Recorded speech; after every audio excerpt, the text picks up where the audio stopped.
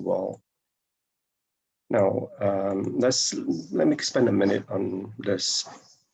Tranquility is actually within us. In other words, it's a state of calmness, which from the inner self.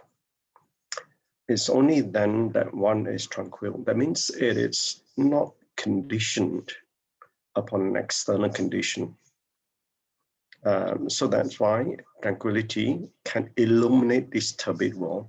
So even though we live in the turbid world, the tranquility still remains.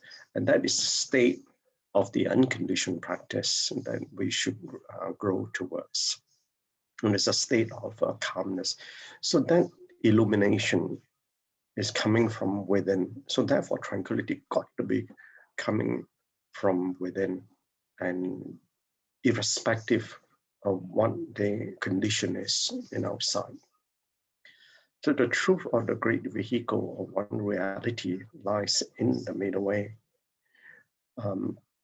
So therefore, whether it's in existence or emptiness, whether the existence is conditioned or otherwise the empty, which is unconditioned, the truth of the matter is this great vehicle teaching is on the middle way. That means it's absence of duality.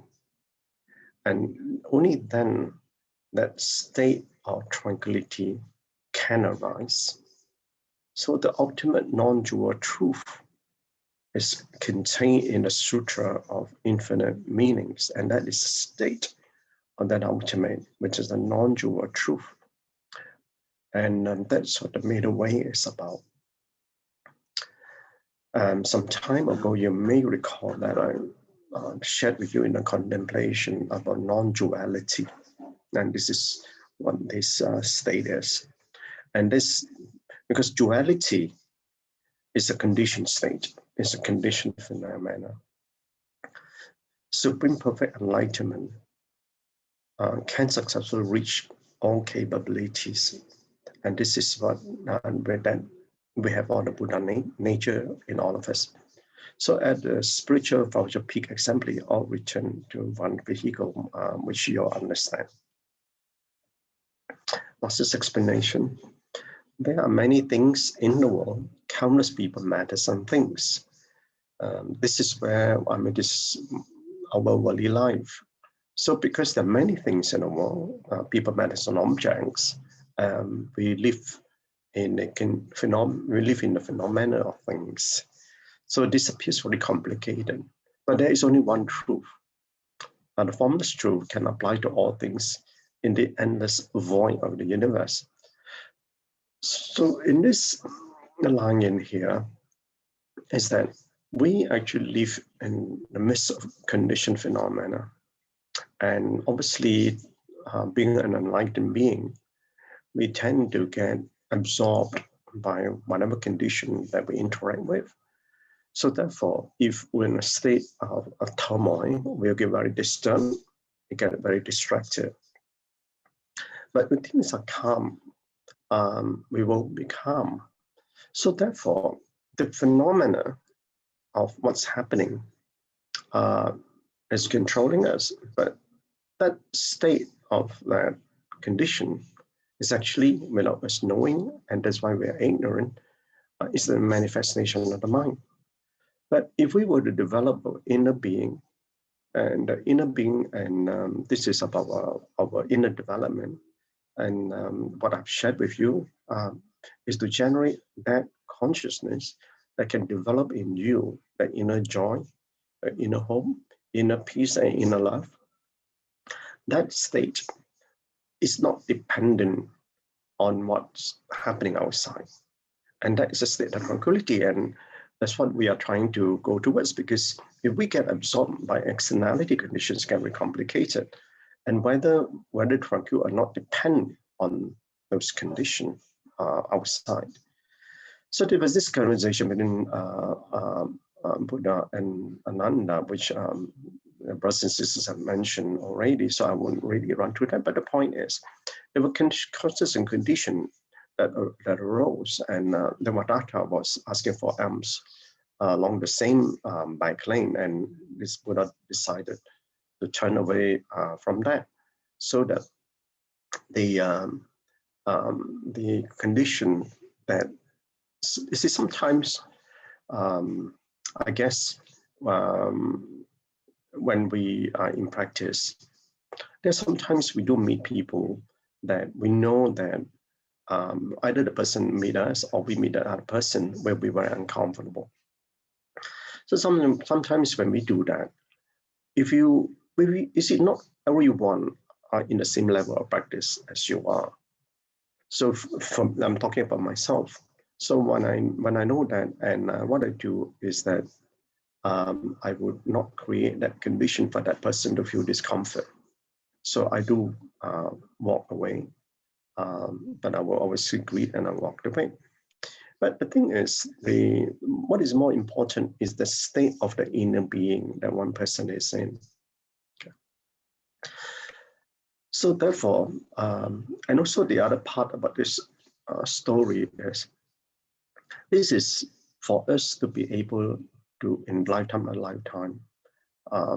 Whether we meet somebody we don't like or whether we hate, we must make peace with that person, so that in our next life, we do not have that negative affinity going forward.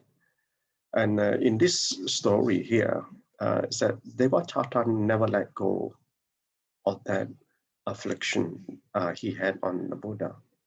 And why this affliction came about, it was many lifetimes before, and he had a very unpleasant encounter between Devadatta and the Buddha in a very past life.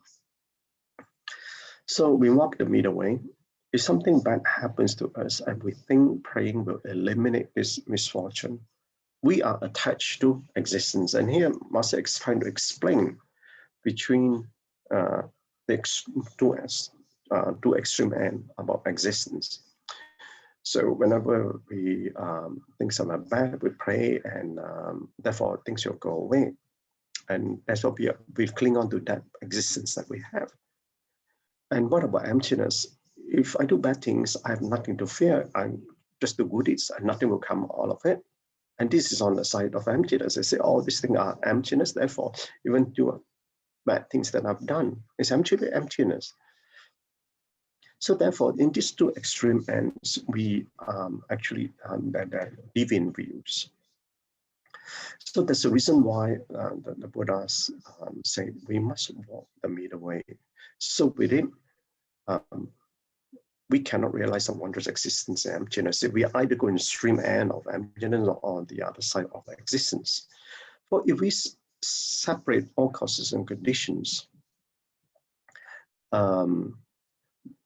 then nothing will exist. Because if so for example, in this situation here, and we found out that the Buddha look at it, do not create that condition for the other party to react. So while there's a cause, but the condition is not there, so nothing will exist. This is the law of nature. So, but when conditions, causes and conditions come together, many kinds of things can manifest. So that's why when we are in practice, we got to be very aware and mindful. And in case of Devadatta, despite the sincere efforts by the Buddha, but he were not accepted. So even though they were in the same community and trying the same practice, but they took on a different path. So this is the part, why different path? But we say, oh, but they were in the same organization. See, the path of the practice is all in our mind. So one physically could be on the same path, but mentally one is not. And that is why the inner development is very important, and which is the essence of this teaching today. So it's from this inner cultivation that we have that we can illuminate the turbid world. So the ultimate is the non-dual truth is contained in the sutra of infinite meanings.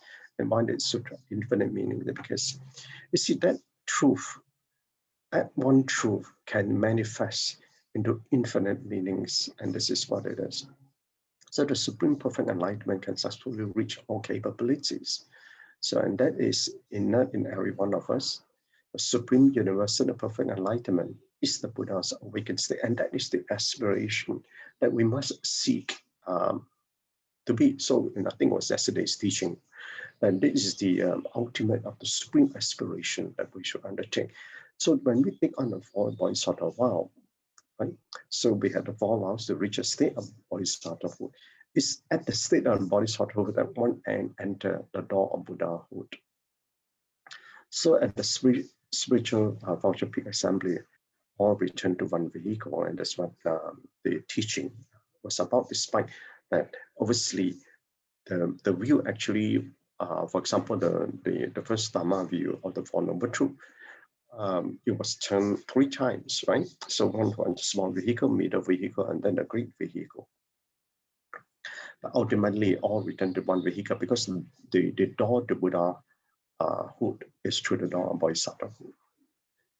The mind, not the mind, the Buddha and the sentient beings are no different in their nature. So, and it was Master keep emphasizing about, but that's because we have the Buddha nature in all of us. So our pure intrinsic nature is the truth of the great vehicle.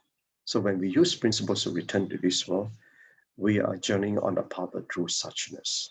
And this is the realization of the Buddha nature within us. So for Sakyamuni Buddha, he has unceasingly engaged in spiritual practice for countless past lives. And he has therefore eliminated all his afflictions. And he calmly draws in tranquility. So this is what tranquility here is, because that tranquility is that inner calmness that in us, but because we are unenlightened, we still have reflection in us. So the flame of desire and the wave of emotion can be easily riled up in us. Why? Because when the external condition arises, we see things that we like, there's a desire. We see things that we hate, arise, there's an emotion that arises. So when we have this, and all these things because we have this affliction is all piled up in the 7 and 8 consciousness, right? So the 8 consciousness, like karmic seeds, falls on the 7 consciousness, which are habitual tendencies. So therefore, because of this interaction with the external condition and with the condition phenomena, we get riled up. So in our practice, because we must always mention that the floral studies or maintaining your precepts. So even though we feel that we may be emotional, we hold on to our precepts. So that we learn to be calm. And then from there, we gather wisdom learning. So wisdom learning, so we do not react with those affliction. Instead, we sit down, either we in calmness or we respond in a proper manner. And that obviously requires us to grow in skillful means. So the state of mind is in emptiness and unconditioned, which is what I was trying to explain. So, but then you need, so we say, well, just like Master just said about emptiness, we couldn't be an extreme man, but without understanding emptiness, we cannot realize the wondrous existence. That is the reason why we need to understand both sides. And then we walk the middle way. So actually, with the Buddha's state of mind, it was actually in the land of calm illumination. So tranquility and calmness, we understand that, but what is this illumination? The illumination is that inner light in us. But why? Because the true suchness of the Buddha nature is no longer covered by the layers of afflictions or the layers of our incrustation. So the lessons learned, regardless of who they are and the kind of misunderstanding and mistakes they experience, as long as they learn and transform by the teachings, they will internalize these principles. And the afflictions can be eliminated from their minds. And this is what the whole Dharma is about. But then this understanding that we have, but we must, to transform by the teaching, we must put that into practice. So we've got to internalize these principles that is within us. Then we can be in the practice, and then ultimately we can eliminate those afflictions from us. So the Buddha told everyone about the tranquil and the still state. So in fact, this state is found in our minds, right, which we mentioned earlier. So the Buddha abides in Dhammakaya, or the Dhamma body.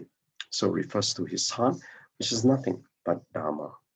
Right? There's no longer any affliction. There's no more karmic seeds.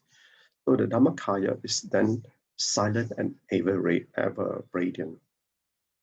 So I think, I can't remember whether it's I think it's the second or the third week when the Buddha attained enlightenment in Bodh Gaya, and the whole body was illuminated with different colors. And the colors, I think it was white, orange, blue, and that today, for your information, those colors that illuminated from within his body is the color of the Buddhist flag. So the Dhamma is like a radiant light. So as long as the Dhamma exists in the world, there is still light. And although we are in the Dhamma degenerating age, the light may be fading, but there is still light here.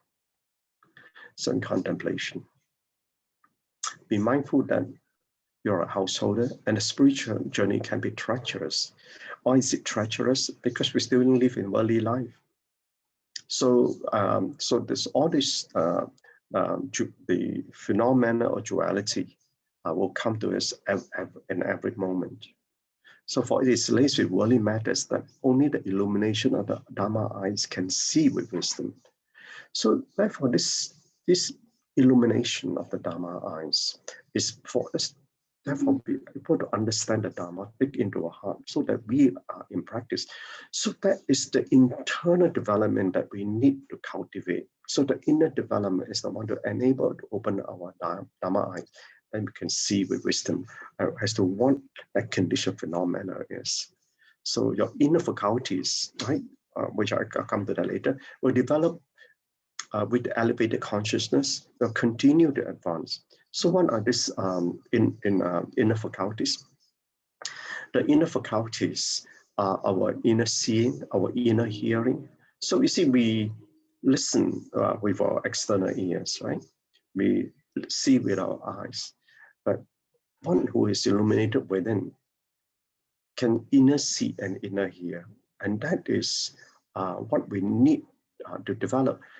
And this is an inner development, but to develop this, you need to have the elevated consciousness.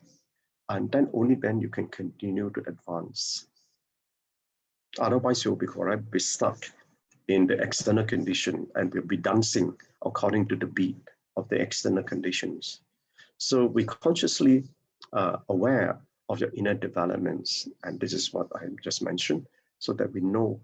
So there's a lot of self-reflection that we need to do, so that can emit the light within us, so that your progress is ever joyful. That's why joyful is the inner joy that you get, irrespective of what condition it is. But that's why it's forever. It's ever hopeful. There's an inner hope, inner peace, inner love, and the inner knowing, which is known as the intuitive knowing, because that knowing does not depend on that mind consciousness. So on relationship, having an understanding relationship, your five sensory consciousness are meant to function the way they do. So, and that's our external consciousness. That's our part of our six roots, five sensory consciousness plus our mind. So practicing the Dhamma does not mean that you shut your ears, close your eyes, and cover all your other senses to deny them from functioning. And there's a way to do it, but you can, and I mean, you cannot just shut yourself away from the world and then one can attain enlightenment. They are part of your body and connect with the mind stream, and which is the sixth consciousness. So more importantly is the mind consciousness, which must be well trained, not to react in the worldly ways, but respond in stillness of the condition, which I explained earlier. So we are in this body, we are in desires realm, and that is the condition that we are in our practice. So therefore, important thing is that because the phenomena of people, matters, object changes all the time, it arises, it abides, it changes, and it will cease. And then our mind will be taken away, whatever condition, when we're in control of the mind. When the mind is not, we're not control of the mind is controlling us. So therefore, If we are in stillness and with the Dharma, we understand the Dharma, we are no longer be afflicted by those conditions, and therefore things do not get aroused. So therefore respond in stillness of condition. To have this understanding relationship. So a knowing mind in practice is a discerning mind of unconditioned practice, aware of the rising of the inner self, that you know whatever emotion that arises, whatever desire that arises, you will be able to, you're aware of what is and mindful of your practice. Okay, and aware of your inner self and mindful of the externality of condition, then you will able to be in a state of being, to cultivate calmness and tranquility. All right, thank you. Gan En, Wu Xian, Gan En to our BrotherChin. I think all our 5 senses now are literally dancing in Dharma joy, BrotherChin. You know, you're drumming every day, drumming the Dharma into us. I think it's truly blessed. We are truly blessed with BrotherChin. Yeah.